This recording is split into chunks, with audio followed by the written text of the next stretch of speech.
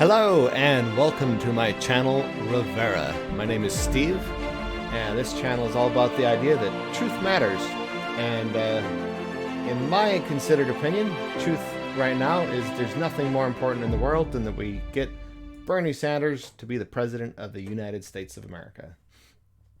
So today I'm going to be calling a good friend of mine from Facebook who's considers himself a left-leaning libertarian, and we're going to talk about it.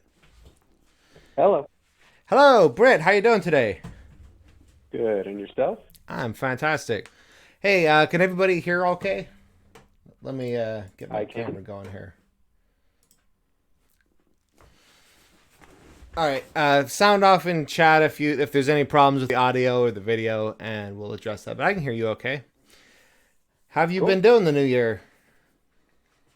Oh, good. It's been busy, very busy. I got a 9-month-old, and I'm in a grad program, so Yeah, combine congratulations. those with, a standard work week, and I don't have a whole lot of free time, but good. No It's all good doubt. stuff. What are you in a grad program for? It's a master's degree in civil engineering with an emphasis in water resources, so it's kind of just more adding to what I already do, basically. Totally. Yeah, we've kind of known each other on Facebook for a long time. We met in a kind of discussion group, philosophy, apologetics, that kind of thing. And I've always appreciated you've always been a reasonable voice in the conversation. So looking forward to it.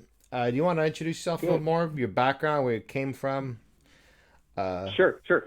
Yeah, So my name we is, didn't start off talking about politics, so I feel like you've shifted right over the years, but I don't know if that's correct. It could be me that shifted left. So you know how these things go. Sure.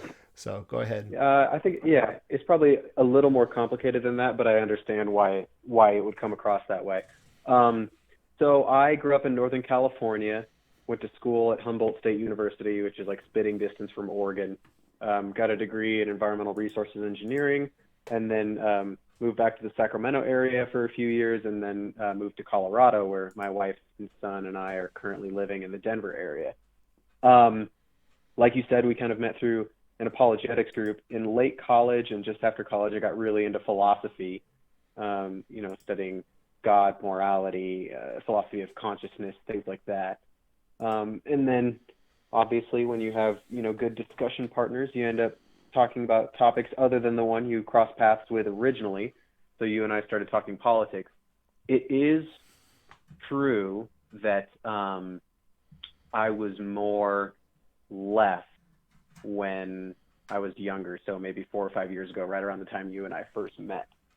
I wouldn't describe my shift as shifting right so much as I have adopted views that have made me more center. So I guess if we're talking relatively speaking, I have shifted right from where I was, but it hasn't felt like a shift to any right-wing position, if that makes sense. Oh, totally. And just to be clear, because some people probably saw the description and the title, and they're like, libertarian. And my understanding, you accept climate change, you're pro-choice, you're not like one of these American libertarian types that thinks the government's always bad and taxation is always theft, and etc. Yeah, it's true. So it's funny. The thing about libertarians is that they're really not pinned down that well. Unlike your typical conservative beliefs and typical liberal beliefs, there's a lot more disagreement among libertarians. There's a joke that I love that if you have 4 libertarians in an elevator, they only agree on 2 things: taxation is theft, and that they're the only true libertarian in the elevator.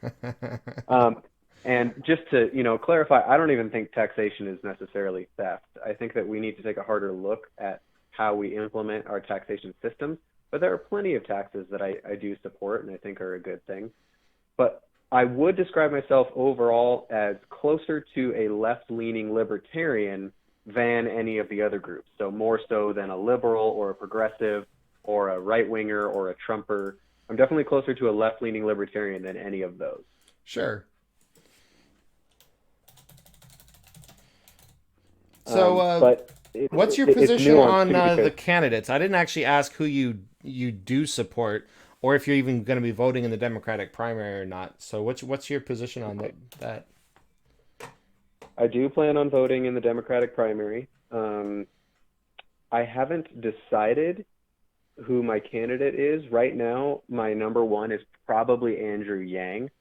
Having said that, I think the most important thing, and I'm strongly talking to all of my friends about this, is ultimately when it comes down to it, anyone but Trump. Because I sincerely believe that every single one of the Democrats. Uh-oh. I lost you.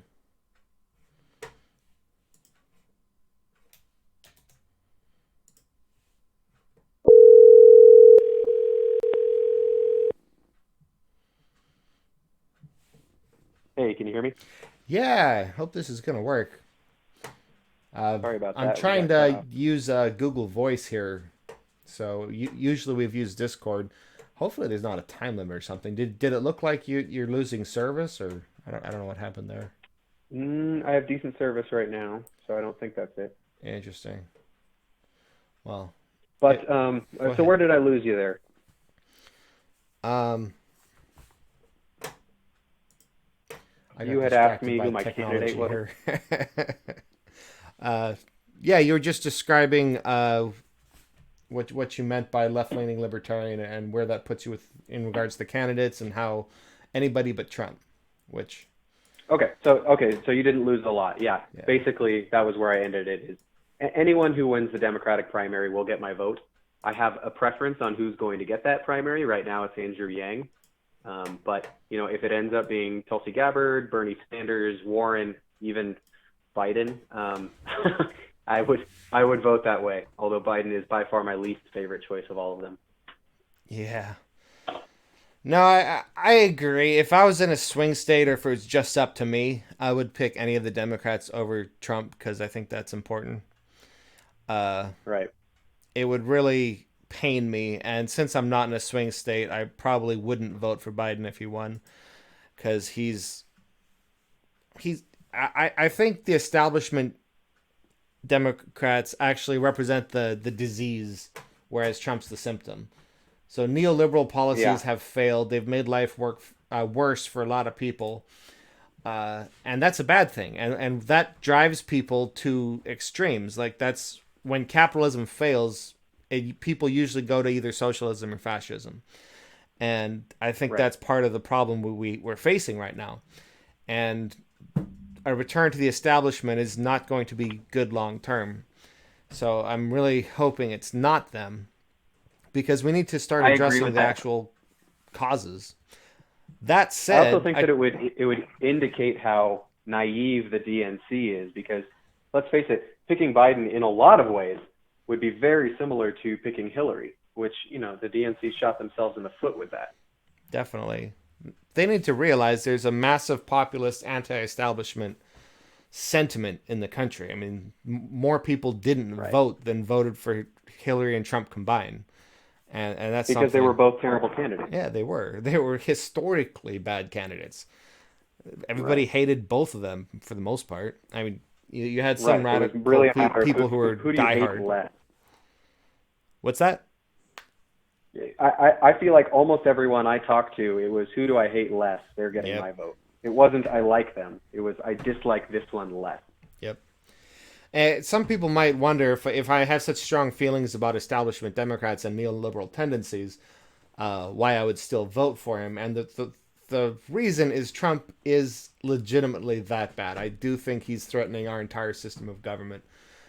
He's perverting on a constitutional basis in a lot of Right. ways. Locking kids in cages. We have legal asylum seekers. Like I can lead you through the process from the Constitution that says treaties that are agreed upon are the law of the land to the International Treaty on how to treat asylum seekers, and we're violating that and putting legal asylum seekers into concentration camps. So it's illegal to keep people in those kind of conditions. So that's one. No, I hear you. And then the way he attacks the press, which is a major force that holds the presidency in check, and that's not good. And His immigration policies are absolute trash. yes, he's clearly leading the country in a fascist direction. I don't think you can justify the focus on build the wall and immigration without racism because none of the reasons given actually hold water. Immigration's a net Oh, I agree with positive. that. And I was So, just in a long conversation about this about a week ago, where we were basically debating, is Trump causing racism more, or is he capitalizing on racism more? Because clearly it's one of the two or both. I think it's both personally. I think that there was a lot of background racism that Trump is capitalizing on. I think it was always there, and he's just emboldening them to some degree. But I yep. think he is also causing an increase in racism. It's definitely a little bit of column A, a little bit of column B. Yeah, I don't know if you know that, but Donald Trump's father was arrested at a Ku Klux Klan riot. So, I did not know that. if that's uh, if that's the your father growing up, I think that has to affect you somewhat. And there's been plenty of Yeah, clues from him, so right. would not So I surprise think me that at we're all. in general agreement that stopping Trump is the number one priority. Yes. Where you and I probably disagree is who our number one pick for the Democratic primary is.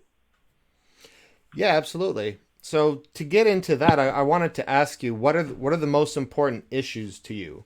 What problems do you think should be solved in the country? Right, right.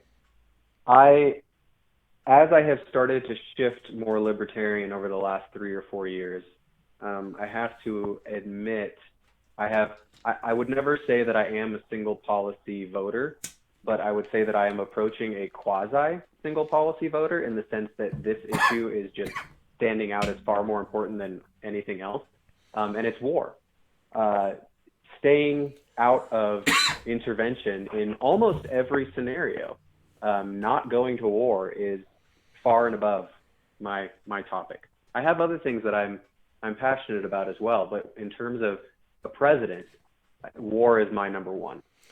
Can't argue with that. It's really messed up that the people who are most affected by American elections can't vote because they're not in the Right. country. I, I agree. Our Other policies that are important to me are approaches to how we are going to solve climate change. And I do have optimism that we can do it. I think we just have to take the right approaches. And so, how we go about pursuing those solutions is really important to me. Immigration reform is really important to me. Those are definitely some of my top ones. I haven't really sat down to think about like a list of top three or top five. I know that war is my number one, but those are up there as well. Yeah, perfect. I mean, that gets us a good start. So when it comes to the immigration reform, that can mean a lot of different things. You want to give a brief version of what you mean by that? Sure, sure. So I think I am, everybody agrees we need yeah, immigration reform. It's just some people think it's in one direction and some in the other direction. right. I'm not an open borders guy, but I wouldn't describe myself as super far from that. I'm a libertarian, and I think that libertarian philosophy points towards basically not perfectly permeable borders, but borders with lots and lots of holes in them to the point that they can get in very easily. I think there should be a vetting process, but I think it should be dramatically easier than what we have right now. And so I guess when I say reform, I really mean slash down. I think that basically the entire process that it takes for someone to get here legally should be maybe a tenth or a 20th of what it is right now in terms of both time, cost, and level of complexity. Right. I think that immigrants help this country. I think even illegal immigrants help this country, and Yeah, I you have a wouldn't lot of have so data to many illegal support that. immigrants if they could not be illegal. Right, right. So it's yeah. I mean, there's a lot more to that, and I could bring up the sources and write many paragraphs on it. But in the 30 seconds or less version, I basically want to make it significantly easier for immigrants to come here. Yeah, and I appreciate that. I think you have a pretty consistent worldview, unlike what you might call right-leaning libertarians, because that is if you call yourself a libertarian because you want to maximize personal liberty, then Right, being able to travel is an important part of that. right. Right. Yeah. And some people have compared libertarian values to what others call old liberals. It's what liberals were about, 80 to 100 years ago. I think that modern day libertarians, unfortunately, kind of bastardized the word, but maybe that's just me being one of the guys in the elevator. I think libertarian values truly encompasses basically enlightenment values. It encompasses, emphasis on free speech. It encompasses bodily autonomy. It's basically hey, if you aren't harming other people, you should have the legal right to do that. And that applies to just about everything. Yep. Say, by any chance, did you see the Bernie video I just posted like an hour ago? I saw you post it. I didn't get a chance to watch it. Okay. It's 2 minutes and 20 seconds long. And the topic is my number one reason why I support Bernie Sanders. And Okay. that's gets to a lot of your main issues. I mean, I would ask you, why is it that we haven't had immigration reform when we've known this is a problem for decades? And why have we not reined in our military-industrial complex when we know this has been a problem for decades? Right. Right. Yeah. And maybe I should clarify too. Bernie is not my first pick. Having said that, I like probably 8 out of 10 things in terms of him as a candidate. So my criticisms of him are more of I think Yang and Tulsi are a little better, not Bernie is bad so much. Oh yeah, no, I suspected that. You're a reasonable guy, and I don't think any reasonable guy or person can like not like Bernie, because he's got a lot of good stuff going on. Yeah, he does.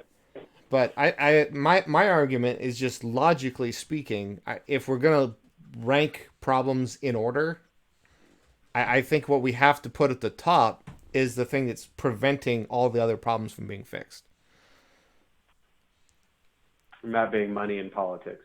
That would be money in politics. Yep. Yeah, Because I know that you're a big champion of that one. Yeah. I just that's why we can't get anything done when it comes to foreign policy. The military industrial complex has manufacturing and other jobs in virtually every congressional district in the country, certainly all 50 states. And Right. that's because they want to hold that over the head of the Congress people and be like, well, you don't want to lose jobs in your home district, do you? So that's one way they do it. And then, of course, they spent tremendous money in lobbying and a lot of money donating to candidates as well. And then the other thing is, of course, is immigration reform. There's a lot of corporations that like it the way it is because they can hire illegal immigrants with no labor law. Right. Right. They can just exploit them as much as they like. Yeah, I can't say I disagree with you at all. Everybody has things that they get more passionate about, and so mine has been war, yours has been money in politics, but that doesn't mean I disagree with you on that at all. It just hasn't been a topic that I've dove into quite as much. Right. Well, I have an image on my screen of the defense lobbying budget, which is amazing. It's over 120 million most years. Since, well, almost there at 07, just under there in 2018. 2019 took a dive, probably because they didn't feel the need to lobby. Sure. Right. They kind of just getting everything they want. No, I hear you on that. So, and we've talked about this one before. This might be a little bit of where we part ways. One of the concerns that I have about Bernie is he, at least if my research is correct, he wants to shut down nuclear power facilities. And that means, I assume, he definitely doesn't want to, look into expanding nuclear power programs. I've looked into how we're going to solve this climate change issue a lot, and I personally think that we don't have a whole lot of time to do it, which means we need to be pursuing solutions with all guns ablazing. And one of the biggest guns we have in reducing carbon emissions, not to mention one of the more land efficient ones, is nuclear. I'm a big fan of nuclear energy. That doesn't mean that I don't recognize its downsides. I do. But every energy source has downsides. I think nuclears are relatively small compared to some of the other ones. And I think it's going to be a necessary component to solving the climate change issue. Right, Bernie and I doesn't would want to agree pursue with some qualifications. So I've heard this talked about enough time that I've looked into it, and I have nothing inherently against nuclear. It's just there are concerns about it, whether it's going to get us there fast enough. See if I can, because if you look at the history of nuclear plants, they actually go up pretty slowly, anywhere from like 10 to 30-year development, because there's a lot of safety concerns, a lot of engineering that goes into it, and some of the materials obviously are extremely limited and hard to manufacture and hard to get.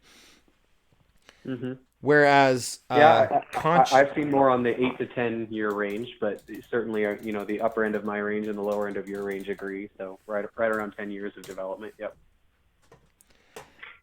I think a big part of the answer is going to be concentrated solar power. I wonder if I could find that same article. They're talking about a new development in it that brought the cost down to, it was like $9 or 9 cents per megawatt or whatever. Anyway, it was slightly below the average U.S. cost for energy, and right. because it's concentrated solar power, it's limiting the expensive parts of the solar panel, the parts that are less renewable. So basically, all you're doing is mirrors, like a crap ton of mirrors, and it's concentrated to a single point, which is where you have your transistors and expensive electronics and stuff. Sure. And I don't have anything against solar. Right. I think that we should be pursuing solar aggressively. I think we should be pursuing wind aggressively. I think in the right circumstances, we should be pursuing hydropower aggressively. I guess my thinking is, I think it's going to take all of it. I think it's going to take all of it to do this in time, and none of those pieces should be omitted. Totally. If Bernie is looking to not build nuclear power facilities in the future and maybe even shut down some of our current ones, that's omitting one of the key pieces. Yeah, and I don't think he's doing that. I've never heard him talk against nuclear, and I don't think he's doing that. I have a website that I go to. It's just Politico on the issues, and it talks about the candidates' positions on things, and then it links you to how they voted. So admittedly, I haven't looked at the evidence that they give for this, but it says Bernie Sanders' view on nuclear power: support closing down existing nuclear power reactors. Yeah, I'd have to look at the specifics of it for sure. Yeah, and maybe I'm wrong, and I hope that I am on that. But that is one of the things about Bernie that concerns me. And like I said, I do think if we can go renewable faster, then that's better. I think part of the problem here actually goes back to the oligarchy, because there are nuclear interests that are campaigning in their own, to defend their industry. And there's a lot of people who seem to be paid by them that are spreading the constant, all the optimist side of it without actually giving the negative. So I think a hugely important thing is federal research and development spending. Yes. So, aggressive like Dad said, R&D fusion reactors, by thorium reactors, stuff like some other technologies are going to be very important for the future. Right. No, I agree with that. Aggressive spending on R&D from federal budget is going to be crucial in terms of solving climate change, whether or not you support nuclear. Sure. Yeah, I concur with that for sure. So, I would suspect that if anything, if he's said anything against nuclear, it's more than likely a little bit political. Obviously, what he cares about is climate and doing what scientists recommend. So I don't think that's going to be a long-term problem.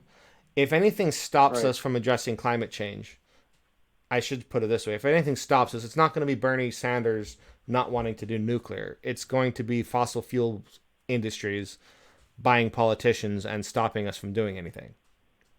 Right. And that's why I keep coming back to this thing about I'm not anti-Bernie. He's not my number one pick for the reasons that we're discussing. But you're right. In the grand scheme of things, Bernie is not the enemy here, especially with regards to things like climate change. Yeah. When I say that I have concerns about Bernie and nuclear power, that doesn't mean that I'm legitimately concerned that Bernie's going to keep us from solving climate change. It just means I don't necessarily think he will be the best candidate in terms of solving climate change. Yeah, and we can talk about that in a little more detail. I think the reason he's the best is because we can trust him to actually fight for it. Has this history of integrity nobody else can touch. He's only funded by the people. And to be honest, Yang he started out as my third favorite candidate after Tulsi. And then both Tulsi and Yang have made a lot of missteps. And now it's basically just Bernie. I don't have an order anymore. But one of the things I don't like about Yang is that he's lying about Medicare for All and trying to rip off the brand when he's not supporting Medicare for All. I think that's a big issue.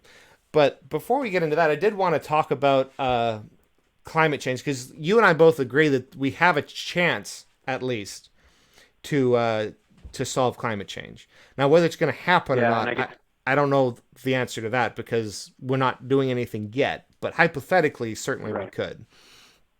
Well, and maybe some clarification there. We have a chance to mitigate the effects of climate change. Climate change is here. It's already happening. Right. And we are, and even if every single human died tomorrow and we didn't emit another molecule of CO2, the Earth would still get hotter for several decades more. So climate change is here. Stopping climate change is not a possibility. Right, and that's why the scientists talk about the fact that there's momentum going on here. So we have 10 years to change things, and people have misreported that as the world ends in 10 years. And of course, that's not true. We just need to start making headway in 10 years. Otherwise, the costs in 50 years are going to be much higher. Correct. Right. No, the doomsday stuff has been either largely misinterpreted, or it's accurately portrayed as doomsday by media outlets, not by scientists. Right. Yeah. No. The mainstream scientific predictions have been accurate for 40 years. So anytime anybody pushes back about predictions, like we have to ask them, well, what's a mainstream scientific prediction that failed? Because they don't. People lie about that constantly, and then they point to journalists and maybe a lone scientist who wrote a book. Well, that's about it. You know what that is, though, Steve. That what they're doing is they're clinging to any justification that they can make, any rationalization that they can make in their head that allows them to not consider climate change a serious issue. Anything that they can grab onto where they can go, oh, I don't really have to worry about that much. People love that. And so it's like, oh, well, look, they got a prediction wrong. That means I don't have to worry about climate change as much. And that's all they think about. Right. They don't go further than that. Nobody that has seriously thought about and researched climate change is not worried. If you are not worried about climate change, if you are not under the understanding that it's going to be a big deal and that we have to start acting on it, you either haven't researched it much, or you have and you rationalized all the evidence away. Totally.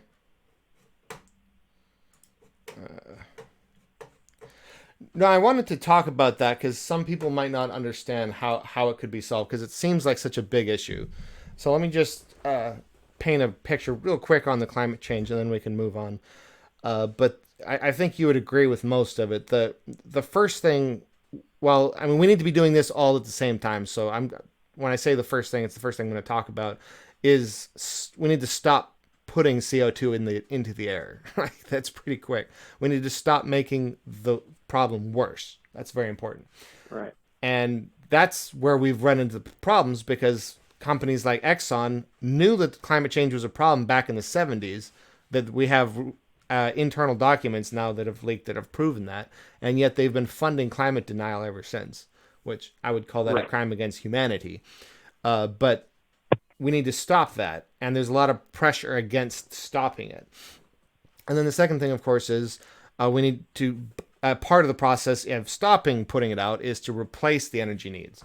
And this is something I think that's misreported by a lot of people from the center to the right, kind of all over the place. There's this misunderstanding, I think, that we need to like go back to the Stone Age. Like this is going to hurt developing countries. This is going to hurt the poor. And I don't think it needs to, because what we're talking about is a giant infrastructure spending to put in renewables and ways to store power. And infrastructure spending always helps the poor and middle class because it creates jobs and it's kind of a boost to the economy. That's what got us out of the Depression partially. Mm-hmm. So I think it can help people that way. And once we've gotten on clean energy, like we can still have plenty of energy. And the thing is, developing countries don't have to go the same path as we do. They don't have to start with steam engines and then go to burning coal and then oil and then nuclear and then go renewable. Like they can just go straight to renewable. Sure. In fact, for a lot of villages and whatnot, it's a lot easier that way.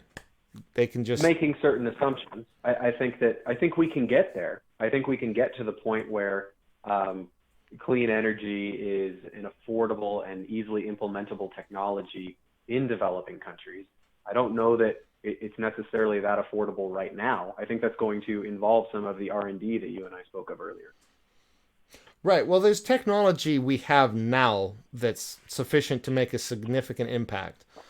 And there's a lot of things that I'm excited about. So, for instance, I've read, and I can probably find the Wikipedia article right now, but I've heard that using a land area the size of Maine, you can grow enough algae biofuel to replace the entire fossil fuel needs of the country.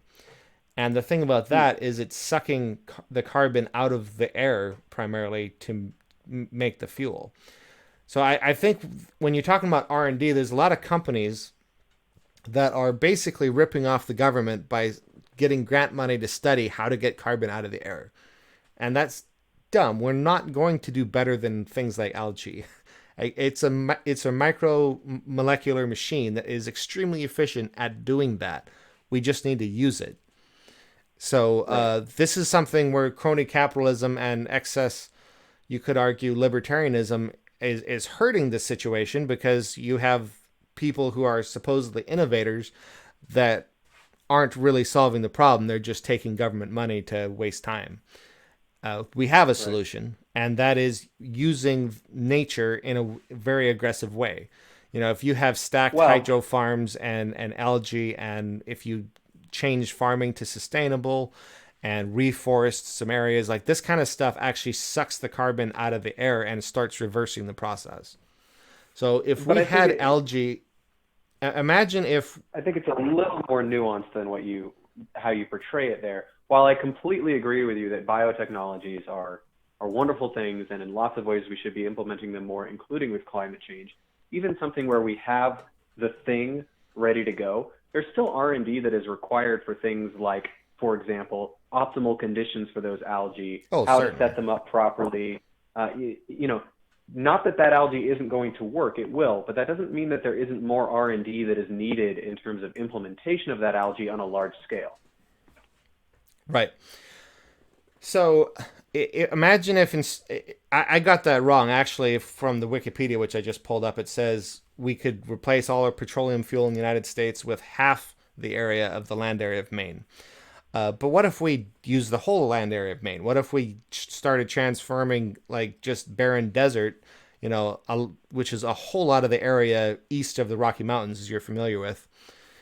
And if we just started transferring that into algae farms, and what if we had twice as much as we needed, and we started using the excess as fertilizer and soil amendments? Basically, you're taking the carbon and putting it into the ground, which is what you need to do. Right. Like, that's how you reverse climate change. We put the carbon into the air, it needs to go back into the ground. There's no perfect solution. I like your thinking on that. Having said that, even so-called barren desert anywhere in the United States, including Nevada, Utah, Arizona, New Mexico, even that is an ecosystem. Oh, and yes. So if you just start covering hundreds and hundreds of acres with algae, let's assume for a moment that the algae can survive in that environment, which I have my skepticism about. But even if you could pull that off, you would be interrupting massive amounts of ecosystem if you started covering hundreds and hundreds, maybe thousands of acres with this algae. Not that that means we shouldn't do it, but it's something to consider. It's one of the things that I hear a lot of people not consider when they're talking about solar panels. I hear all the time, why don't we just cover, the state of Nevada, which has basically two cities, Reno and Las Vegas? Why don't we cover every other part of the state of Nevada with solar panels? Right. Partly because that desert is an ecosystem. There are tens of thousands of living things there that if you covered them with solar panels or algae or what have you, would kill those animals. It's not that simple. Right. It's not perfect, but at the same time, if we don't do something about climate change, there's a whole lot more ecosystems that are threatened in a lot more life-rich areas. We have the Great Barrier Reef and coral dying all over the world, and, fisheries disappearing and all this kind of stuff that can be a lot more catastrophic for the entire life cycle of the planet, basically. So right. If we have to give up some relatively low life-bearing sections of land, then I think that's a small sacrifice to make. But we can still do it in as responsible a manner as possible, and that's where the R&D comes back in, for certainly. Right. If you covered an entire state, that's going to decimate the ecosystems. But if you have sections here and there all over the place, it kind of breaks it up, and the animals and different ecosystems can kind of go around, and right. It still works out. So yeah, no, I hear you on that. So yeah, I do agree that there's a lot of potential technologies and technologies that currently exist with which we can overcome climate change, but we haven't been making any progress. It's gotten worse. This is why Bernie keeps saying that the scientists are saying now that they underestimated how fast it was going to happen. And if you look at carbon trends, it's because it's accelerated instead of slowed down. The scientists were assuming that when they came out and said, guys, we're going to have an apocalypse here if we don't slow down our carbon, they assumed that we would slow down our carbon. They didn't think nobody would listen to them and it would actually accelerate because developing nations are picking up like crazy. So right. The fact that we haven't done anything yet, that's the most important thing to me. We have to look at that.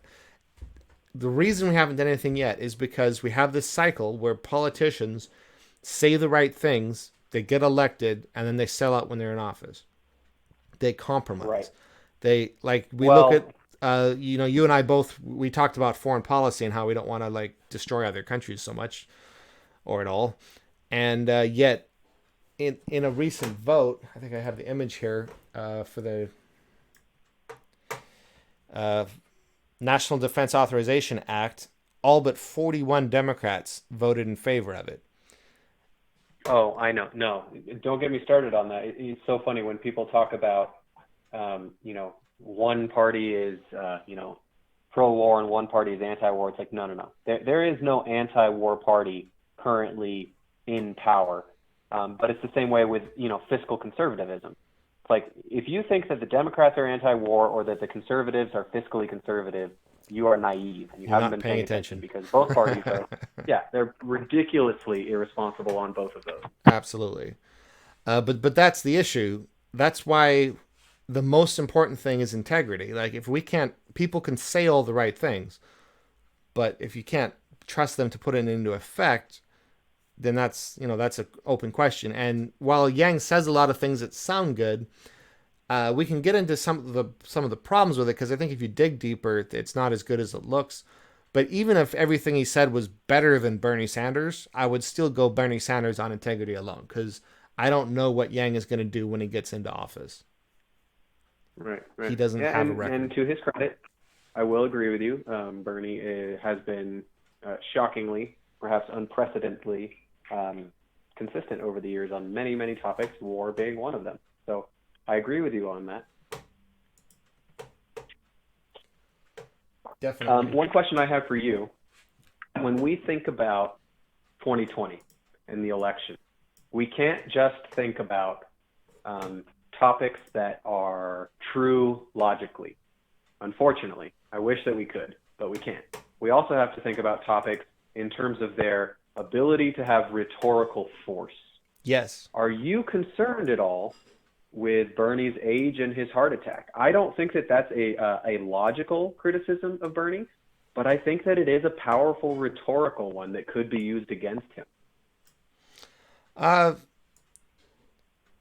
I definitely think the most valid, if you want to put it that way, criticism of him would be on age. If everything else was equal, I would certainly rather have a younger candidate, of course. Unfortunately, nothing's even close to the same. Nobody else has this record of integrity. Nobody else has this record on money in politics that's uncorrupted. So, maybe let me re-clarify. I'm not saying it's a valid criticism. I don't think it is. What I'm saying is I think it's a rhetorically strong criticism that could make him lose the election. Right, and I don't think there's merit for that. He's been beating Trump head-to-head for 4 years, and including all the last ones. I understand the concern, but the other two major candidates are like 2 years younger than Bernie and not as healthy.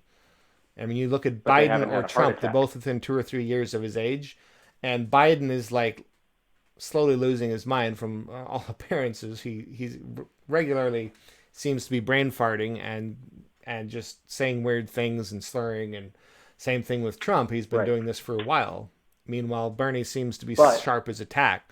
We watch him decimate reporters that are asking him tough questions all the freaking time. And not just that, Bernie walks to work. He plays basketball. I think there's a better argument for his health than the other two.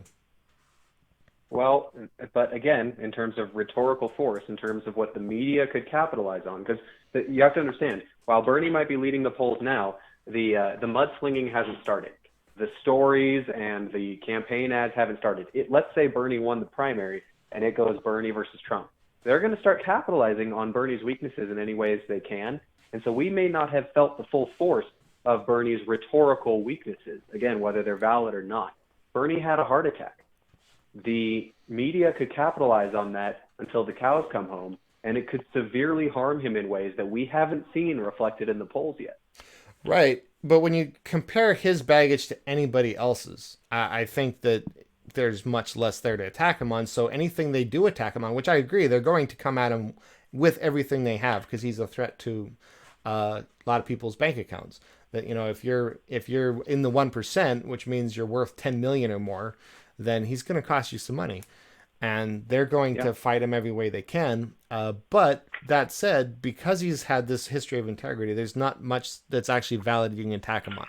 You look at Joe Biden, there's a ton of substantive issues you can attack him on.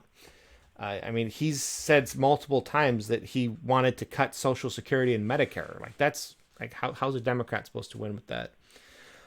Right. Well, what about the young bucks? Do you think Yang and Buttigieg have, baggage? They've barely been in politics. Buttigieg is he fired the first black chief in South Bend. There's a whole history of racism in his little town. So if you're going to run with your only history being the mayor of a small town, and your small town isn't even in order, like, how the heck do you think you're going to be president? I mean, he wrote a beautiful paper on how the search for power corrupts politicians, and when he was 18, and yet he's making all the mistakes he predicted in his own freaking paper. He was also hugely pro-Bernie, hugely pro-Medicare, and he's flip-flopped on all these issues, and that shows weakness. And somebody like Trump would pick that apart. Yeah, I would add the caveat that flip-flopping on issues can show weakness. It can also show flexibility or the ability to learn from new evidence. Well, in a strict logical sense, I agree. Like, if I'm talking to you and you're willing to change your position on something, then now I have more respect for you because that's super important. But in terms of politics, I would heavily disagree based on the many decades long history of nothing getting done because politicians gaslight us. Right. So but it's they hard to can tell, say right? they saw new evidence. evidence. We just don't know if they're. But We don't know sometimes. Well, we do know when it for some things, like the fact that he waffled on Medicare for all. There is only one reason for that, and that's because his donors told him to. There's Hmm. no other reason. Like, it's costs less Right. than Well, all and the I'm other not. symptoms. You have to understand. I'm not necessarily defending Pete on that. I just when you said that flip flopping on issues is always a bad thing. I just wanted to add some nuance to that. I'm not Totally. necessarily defending Pete on that. Yeah, no, and I agree. It's an important point to make, that because a lot of us as individuals feel like we need to defend our view no matter what, and never admit we're wrong, and that's certainly not a good thing. Uh, if we Right. value truth, if we think truth matters, then we need to. I worked for years to try to get myself to the point of view to where I wanted to know if I was wrong, because it's not easy. It doesn't come natural to us. If you value Right. truth, you have to want to know if you're wrong and admit it. So in Right. general, you're 100% correct. I think in politics, considering how every politician fails us, almost every politician fails us when they get in office, I think we have to look at things a little differently, because it's too easy to flip flop and just pretend that, you know, you now have arguments to support this, when really it's because you're surrounding yourself with lobbyists and you're just believing what they tell you. Sure. And I don't totally disagree with that. Something that you've probably picked up from over the years, something that drives my wife crazy, Steve, is I'm the king of nuance. I like to add caveats or clarifications or more nuance to just about any topic you can bring up. I Totally. hate seeing the world as black and white. So even if I agree with you 90% on an issue, I'm probably going to say, well, yeah, but let me add an asterisk to that. No, I'm the same way. I get in trouble all the time, so, as I'm sure you've seen a few of them. But definitely. So when I'm adding these caveats, you have to understand we're probably on the same page largely on most things. Certainly. Uh, so in terms of problems with Yang, the fact that his UBI doesn't help poor people at all, because it just replaces existing programs, uh, that's a huge concern for me, because basically we're doing this massive program. It's going to help the middle class. It's going to either keep the things the same for the poor or hurt them, and it's going to eventually just help the rich people. And that's why I think he's more of a right-leaning libertarian than he lets on, because there's a lot of billionaires who I think would love the idea of a UBI. And Hmm. it might not be immediately obvious, because it's like, well, aren't you taxing the billionaires in some levels to do it? But we're in a system where the wealth trickles up. So if the middle class is spending more, billionaires are going to get much richer off of that. Right. It doesn't solve any of the systemic problems that are causing the problems we have today, and for poor people, it's making it worse. Now, this isn't an argument I like to make, because I realize it sounds like like an argument right wingers make, but it is true in certain instances, and the fact that you can have parents who make bad decisions when they're given cash, and now the kids don't have food. Right. And No, the UBI thing is interesting. I appreciate that he has been such a champion of it because I'm so it's glad. raised the conversation. I should have said before I started But criticizing Yang, I'm very glad he ran. I think it's a great thing that he ran. The last thing we needed was more establishment people in the race. So bringing a different perspective is awesome. And I actually think he's right. going to be a pipeline to the left for a lot of people, because I think he's bringing in a lot of libertarians that wouldn't have been interested in the Democratic Party otherwise. And Right. once he leaves, they might stick around. So, I think it's overall a good thing. And I don't want to criticize him too hard, but I definitely am going to criticize him on some things, because I think Bernie's going to be a lot better. Right. And what I was going to say is I appreciate that he has raised the topic of the UBI thing because I think it's a conversation that Americans need to start having. Having said that, we don't have a ton of research on it yet. It's one of those things where it's like I'm very interested to see more information on UBI as a concept. I don't think we're at a point where we should be implementing it just yet. So while I don't know that I would call it a criticism of Yang, his UBI platform is actually not one of the things that I'm particularly excited about. I think it's too aggressive. Yeah, I mean, a little bit more conservative than some people would. Like I don't. While I can call myself a libertarian market socialist, I wouldn't want to put into practice massive policies that aren't well tested on a countrywide scale. Exactly. You want to test things And at I a don't think smaller UBI scale has first. been tested. Right. I don't think UBI has been tested to the degree that we are ready to try it nationwide. Yeah, I mean, it's better to let a state or a county test something than to just try to do it for the whole country. It's an important conversation about automation and the jobs being disappeared and stuff like that. I just don't think giving people money is going to solve the problem. I think it's more important than it's ever been for workers to seize as much control over the means of production as they can, because once AI has replaced you, the billionaires who own the means of production won't really need you anymore. Right. But if the people own the means of production, then we all benefit as a society as we become more productive. So that brings up another topic, and maybe let me clarify first. And that's not really I don't think Bernie's doing, by the way. That's my personal perspective. Right. So. Right, that's fine. Let me clarify before I go into this. I don't think that we have time, nor do I wish to tonight, debate the ins and outs of socialism. Right. Having said that, I do want to discuss that sort of along the same vein as the heart attack. Whether or not socialism is a good idea, it is an incredibly divisive topic. It is something that, a lot of Americans, frankly, are not ready for. And whether they're justified or not, I think is a bit of an aside because they're not ready for it. Are you worried at all about the rhetorical force against socialistic arguments? Not even a little bit. And that's because Bernie Sanders has identified himself as a socialist since the beginning. And since the beginning, he's pulled ahead of establishment figures head to head with Trump. And this is something I don't know why people ignore so much, because it's not like they're polling like Democratic voters. This is the general population when they poll these people. They're getting a random sampling of the entire country, and Bernie pulls ahead of Trump. They know he's a socialist. They just don't fear it anymore.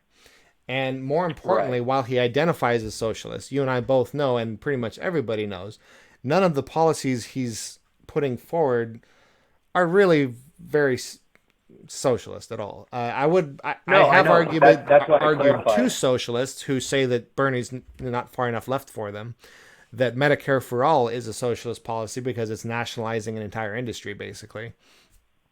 Right. But single payer again, is something. To clarify, I don't know that it's as important as whether or not, his socialist ideas are good or if they're really socialism.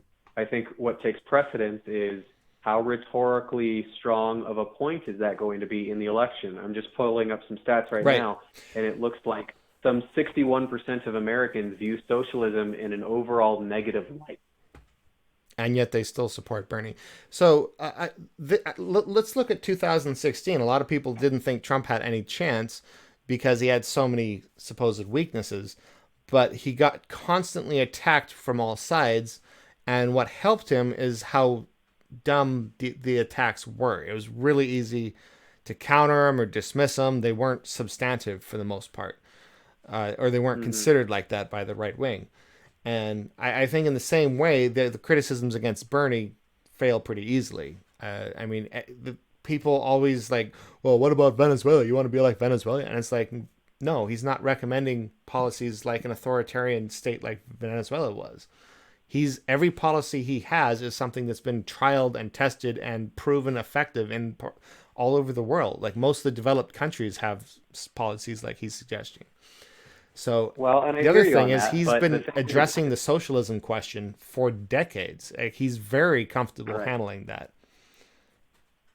My concern is that while some topics might be easy to logically deflect and other topics might be equally easy to logically deflect, how easy it is to logically explain a problem does not necessarily correlate with how ready Americans are to accept that problem.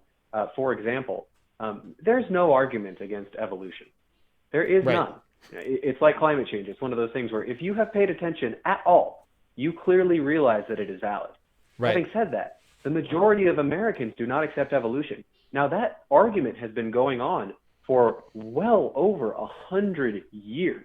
It, for some reason, has some sort of stalling power where Americans do not want to get on board with it, despite the fact that it is ridiculously easy to prove is accurate. I mean, it's one of those Right. things where it's like, oh my God, it's so easy to make arguments for it, it's almost laughable. And yet it's not convincing your average American. Right. And this brings me to the strongest argument for why Bernie Sanders beats Trump, actually, because those people, the 40% that are Trump supporters that don't believe in evolution, because there's a lot of overlap there, as we both know. Those people, we're not going to reach them. They think in an authoritarian way. They're basically not thinking for themselves. And when somebody's not thinking for themselves, they just believe what they hear. You can't talk them out of anything because they're not thinking for themselves. They just believe what they hear on Fox News and Rush Limbaugh or Ben Shapiro, whoever their chosen pundits are. And because of that, you're not going to get anywhere with them. So the only way the left wins, and the only way we've ever won, is by turning out the vote. We've had historically low turnouts. But if you want to talk about turning out the vote, let's look at Bernie Sanders. It's routinely underestimated what he did in 2016. I think we need to revisit that often, because I don't know if you remember when he announced his run for presidency in 2016. I watched it live, and he went into a park in Vermont, I think, and there's like 20 people there. And he's like, I'm running for president. And he said a lot of cool stuff. I was like, oh, that's cool. I actually signed up to like volunteer for his campaign with a bunch of other people like that same day. But nobody thought he had a chance. Everybody thought he was just, trying to get some issues out there, trying to get some publicity, because people do that, obviously. Mm-hmm. And yet, he went up against the greatest political machine this country's ever seen in Hillary Clinton. She has been building her power base and her connections since the, 70s. But, she was the first lady. She was a senator. She had the might. She didn't have the DNC behind her. She had the DNC in her pocket, as obviously WikiLeaks demonstrated. This is the strongest political machine the country's ever seen. And yet Bernie won 40-something% of the delegates against her, coming from nowhere. People didn't even know who he was. And the thing is, the difference between, just a second, the difference between a primary and a general is significant. There is 4 times as much spending, 4 times as much attention on the process in the general as there is in the primary. So if he was able to change the conversation of this country and the Overton window that much in just the primary, if he's nominated, you're going to see a massive shift. You're going to see a massive rise in populism. You're going to see a massive rise of people going out to the polls and voting. And I think he wins by a freaking landslide. FDR won 4 terms. They had to pass term limits to get him out. I think we would have the same kind of dynamic if we had Bernie Sanders running. I won't challenge you on there being a passionate and perhaps even large support for Bernie now. But I think I would return to a similar concept that I was talking about with the heart attack thing, is that there are things that can unfold once the primaries are over and it's 1 versus 1, rhetorical things that can unfold based on the strength that can change those dynamics. 61% of Americans view socialism in a negative light. So you cannot say that that is just, the 35 or 40% of the country that all they do is sit in front of Fox News. Obviously, there is a large contingent of the center and maybe even of the left that is extremely wary of socialism. And whether or not they have good justification for that, they are, and it doesn't seem to be shifting. It's about the same today as it was 5 and 10 years ago. And so that could have rhetorical power if it was Bernie v. Trump that could change the dynamics you're speaking of. I'm not saying it necessarily would, but it's a concern of mine. Well, I understand the concern, and I think the evidence that contradicts that is that everybody who knows the name Bernie Sanders knows he identifies as a socialist, because that always comes up in every article about him. And yet, he still leads in these polls. So I think that tells you right there that people don't really care that much. And when you say 61% don't view it favorably, I mean, there's a lot of people who would say that, but then they're like, yeah, but Bernie's not really a socialist, so yeah, I'll vote for him. I mean, that's like 10, 20%. And don't forget, you only need about 26% of the country to vote in order to win if only 50% are voting. Right. So the fact that overwhelming majority of the country wants universal health care, an overwhelming majority wants universal background checks and gun laws, and most of his policies, if you look at the polling on the policies, are popular with a majority of the country. And when people hear, like, there's a tremendous amount of spending to fearmonger against Medicare for all, but once people hear it explained once, like once you understand what it is and how it works, like none of this propaganda does anything. It just makes you look stupid. And that's the strength of bad arguments. When people make bad arguments against you, it's free publicity for you. It just reminds people about you, and they're like, well, that's dumb. Obviously, media has a bias here. And that's something that can be capitalized on. That's what helped Trump win. He got this massive amount of free media spend, even though it was negative, but they weren't effective arguments. In the same way, Sure. when people criticize Medicare for all, none of the criticisms make any sense. Like, you're going to lose choice? Like, what are you talking about? I just want health care. Like, have these people who talk about choice ever had health insurance? Like, you have to pay, you got to call, you got to argue with them. It's in your choice is limited. They tell you what hospitals are in network, what hospitals aren't in network, and then your work changes healthcare plans, and now you got to get a new doctor. It actually limits choice, and that's the easiest counter argument in the world. And I got a lot of people come over here from Vosh, which I appreciate you guys coming by. It's nice to see you. So hit subscribe before you leave. And Vosh just started streaming, so I'm probably going to lose half my audience. But I'm going to head over there when we're done. Britt was actually going to leave in about 10 minutes, 10, 15 minutes. So we're going to finish it up here. I was actually about to say that my wife, she needs some help upstairs with the baby. So I'm unfortunately going to have to cut it a little bit shorter than I anticipated. Having said that, I think we covered a lot of good topics tonight. I got a couple minutes left if you wanted to fit in one more thing, and then I got to go. But personally, I've covered quite a few of the things, and I'm going to keep my eyes on Tulsi, Yang, and Bernie as we're moving forward, because I think that they all have significant advantages over Warren and Biden at this point. Yeah, they were my top three. Like I said, I've been disappointed. So, like I said when we started, we could talk for hours, and I'd appreciate it. So maybe we can talk again sometimes. There's a lot more we could talk about. I didn't really get into the nitty gritty of some of the problems with Yang, and you might have some more criticisms of Bernie. It sounded like the main concerns were just optics ones, and I think again the empirical data that even without the attention that's been brought onto him, which I think is going to help him, he's been doing better and better. So the fact that he's even the media actually for months they weren't talking about him, even though he was in clear second place. They were intentionally blacking him out. There's a ton of articles about this and a lot of evidence for it. And the fact that they feel the need to black him out and not even talk about him tells me that they know that no matter how they cover him, it's going to help him. So once he wins Iowa, New Hampshire, they have to talk about him, and that only helps him. Right. We have the advantage of having reason on our side. We're right. We can demonstrate it. It makes it much harder for people to attack him because he's right. And that's something that the other candidates can't say because they flip-flopped on a lot of issues. Their policies aren't as good. There's more holes in them.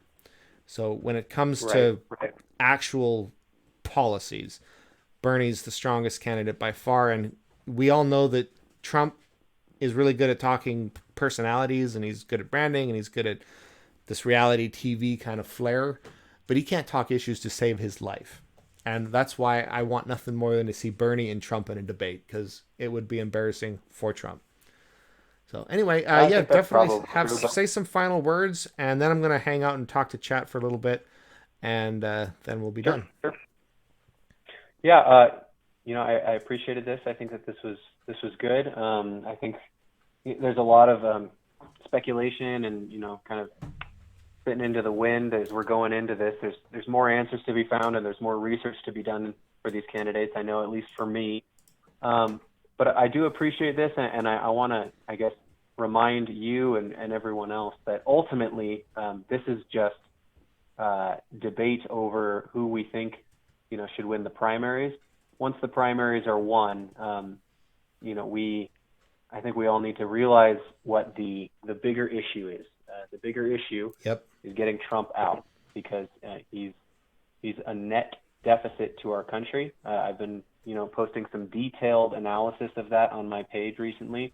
I truly think that he's harming us in ways that we may not recover from for quite some time. So another 4 years of that is only going to cement it more. So once the primaries are over, let's not do what we did last time. Let's remember that we are all on the same side here, and that's getting Trump out. Yeah, this is my strongest argument against people who say that they're not going to vote in the general if it's not Bernie, or some people just say they don't vote at all. And that is that while Joe Biden would be bad and perpetuate a lot of suffering like every other establishment candidate has, he's not going to attack voting rights, whereas Trump does. And Trump's been trending in a very fascist direction. The GOP's been pushing against voting rights in a lot of ways. And with him in office and with them owning the Supreme Court, 2020 could be the last fair election we have. Not to be too fearmongery about it, but it could be the fairest election we have in decades. You could put it that way. So I'm not necessarily saying he'll cancel elections, but they're working on weakening the process constantly. Sure. Nope, I hear you on that. Well, thank you, Steve. This was really fun. Yeah, thanks for coming on, Brett. Sometime. Appreciate it. No problem. Have a good night. Have a good time with the baby. Bye. Bye. All right. Well, thank you so much for coming over here and watching, guys. I appreciate you guys being here. I don't know why Vosh doesn't do this. He's always wrestling with Discord and people who don't know how to figure it out. And I was using Google Voice, and I just called him, but he could have called me, and it's actually made it a lot easier than trying to figure out technology people aren't used to. So maybe you should tell Vosh he should try that.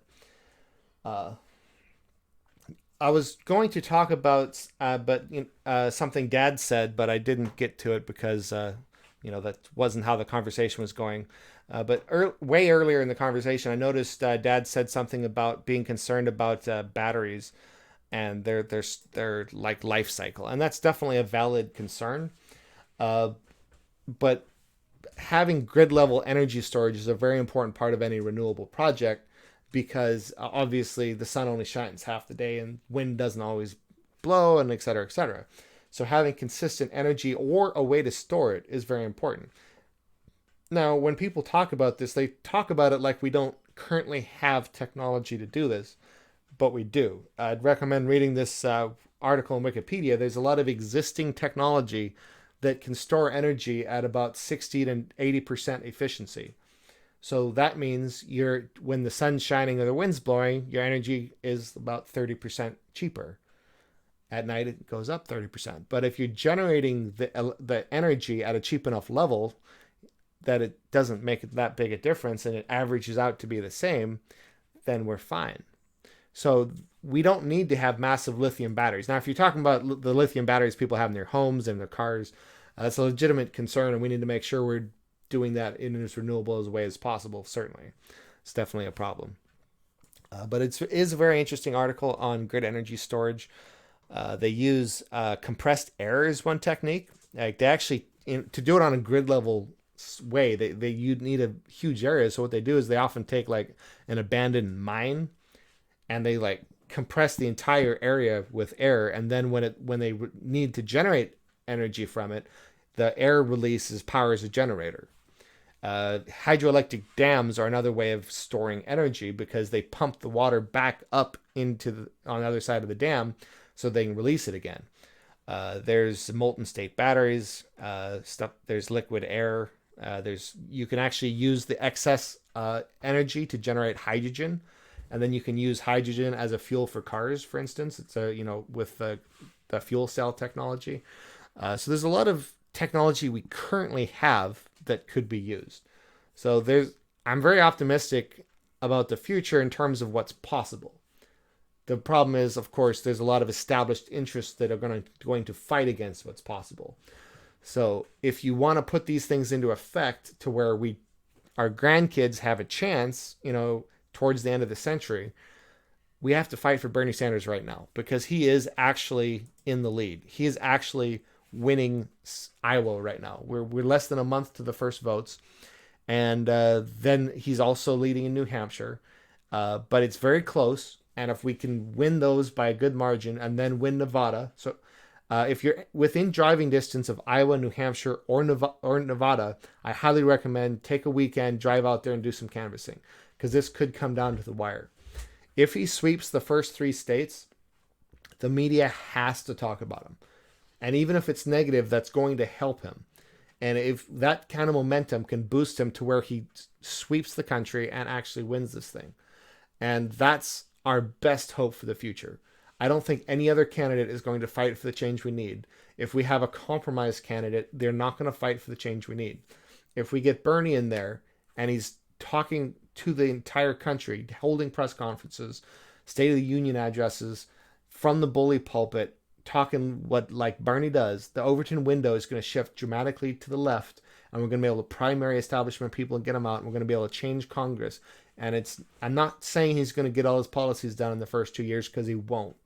He'll be able to do a lot of executive actions and maybe a few bills, depending on how much we change Congress in the election. But the important thing is that he's going to be there talking and moving the Overton window, and we have an opportunity to then sweep in the midterms, I think. So that's what we have to fight for. That's the long-term vision. If we can do this, we have a chance for the future, and that's our best chance. Without that, I don't know what we're going to do. So anyway, I did post, if you click on my channel, I posted a 2-minute video with my first argument in support of Bernie Sanders. I'm going to be doing a series of these. So please check it out and like it and share it around. I want to get that out there. There's a lot of material out there for different demographics. I'm actually going more for the upper middle class white liberals and stuff like this, who maybe they don't specifically personally need any of Bernie's policies. So I'm trying to tailor arguments for these people. And the first one is the most important: money in politics, because if we don't fix that problem, we can't fix anything. So check that out. I appreciate you being here, and have a good night.